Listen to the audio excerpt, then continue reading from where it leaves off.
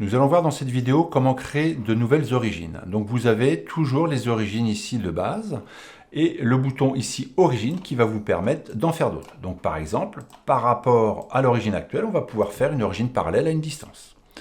Deuxième possibilité, ça va être de prendre une face existante d'une pièce et pareil, de glisser. Donc ces origines-là sont répertoriées dans le navigateur.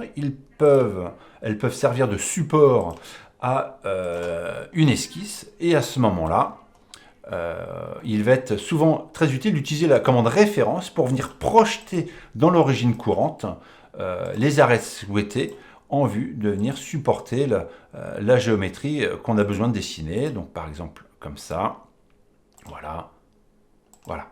Je reviens ici en cliquant sur ma ligne, voilà, pour fermer mon élément. Un petit cercle ici, un petit cercle ici, parfait.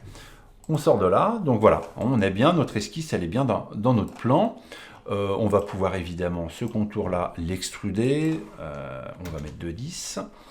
Et à ce moment-là, donc si on symétrise ici cette fonction-là par rapport au plan médian, donc on sera sûr que de l'autre côté, on sera nickel.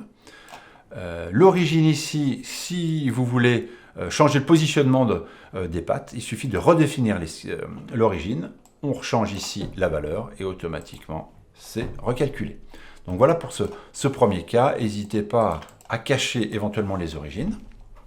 Autre cas, sur les pièces d'armes, il est souvent très pratique de devoir faire des origines tangent au cylindre. Et bien avec la commande ici deux entités, on va pouvoir sélectionner une face ou une origine et ensuite une face cylindrique. À ce moment-là, on a une origine tangente. De la même manière, on va pouvoir faire une esquisse, un rectangle par exemple rapidement ici, voilà.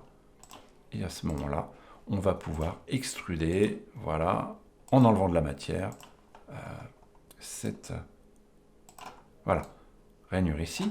Deuxième possibilité qui est très pratique, c'est de faire une esquisse au préalable qui va soutenir en fait notre origine. Je vais juste me limiter en fait à cette origine, à dessiner en fait une ligne, voilà, et de la côté précisément par rapport à un usinage ou une face, à une arête existante. Allez, 30 degrés. Voilà.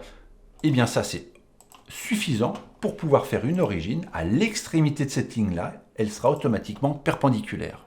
Donc ça va être très pratique ensuite pour venir dessiner un deuxième usinage à un certain angle par rapport à l'autre. Donc par exemple ici, si je fais un oblong, voilà, ici de la même manière, on va pouvoir l'extruder, voilà, en cavité, tac, à travers toute la pièce, voilà, on cache l'esquisse ici, voilà, donc on aperçoit ici, voilà, notre angle à ce niveau là.